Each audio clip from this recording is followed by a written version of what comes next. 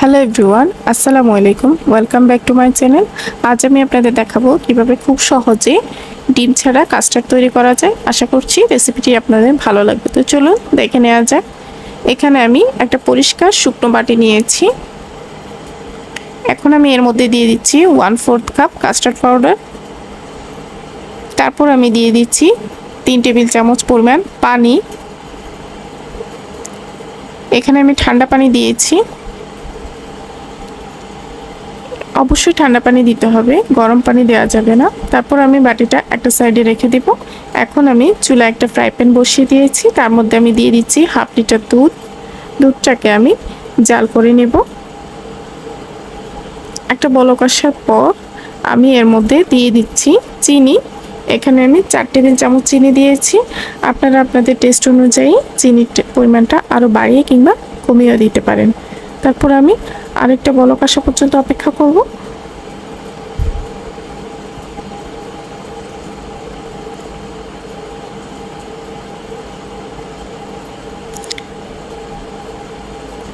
এখন আমি চুলার আঁচটাকে একদম লো করে দিব এবং এর মধ্যে দিয়ে দিচ্ছি কাস্টার্ড পাউডার, যেটা আমি পানি দিয়ে গুলিয়ে রেখেছিলাম সেটা। এটা কিন্তু অল্প অল্প করে দিতে হবে, একেবারেই দেওয়া যাবে না, এবং অনবরত নাড়তে হবে, না হলে কিন্তু কাস্টার্ড পাউডারটা দলা পাকিয়ে আসতে পারে।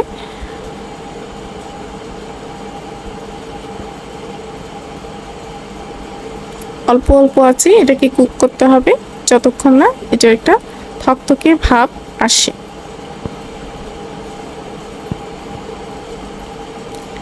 এখন আমি এটাকে চুলা থেকে নামিয়ে ঠান্ডা করে নিব। এখানে আমি একটা সার্ভিং ডিশ নিয়েছি। তারপর আমি এর মধ্যে দিয়ে দিচ্ছি কেক।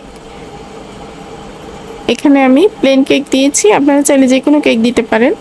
তারপর আমি এর মধ্যে দিয়ে দিচ্ছি আপেল কুচি।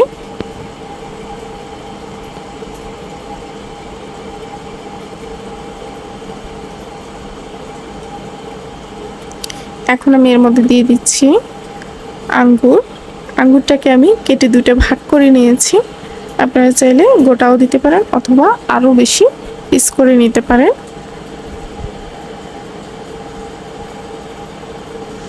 দিয়ে দিচ্ছি আনার।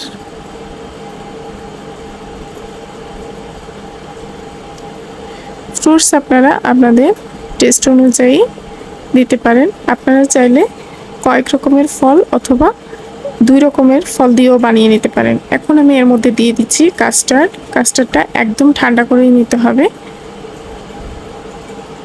তারপর আমি একটা চামচের সাহায্যে কাস্টার্ডটা ফলের সাথে মিশিয়ে নিব।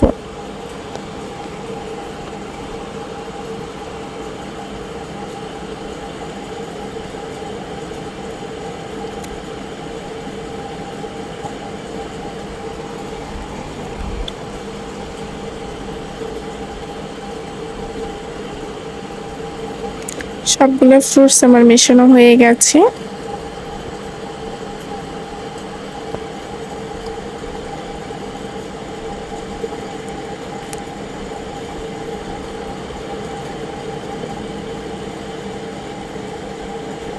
এখন আমি এর মধ্যে দিয়ে দিব কেকের গুঁড়ো। এটি কিছুই না, জাস্ট কেকটাকে আমি হাত দিয়ে কচলিয়ে গুঁড়ো করে নিয়েছি। এটা অপশনাল, এটা জাস্ট ডেকোরেশনের জন্য দেয়া।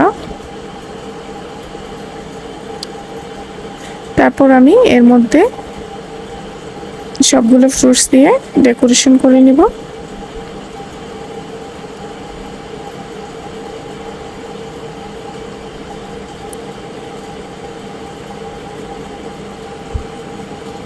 রেসিপিটি কেমন লেগেছে সেটা অবশ্যই কমেন্ট করে জানাবেন। পরবর্তী ভিডিও পেতে চ্যানেলটি সাবস্ক্রাইব করে রাখুন। এতক্ষণ সাথে থাকার জন্য ধন্যবাদ।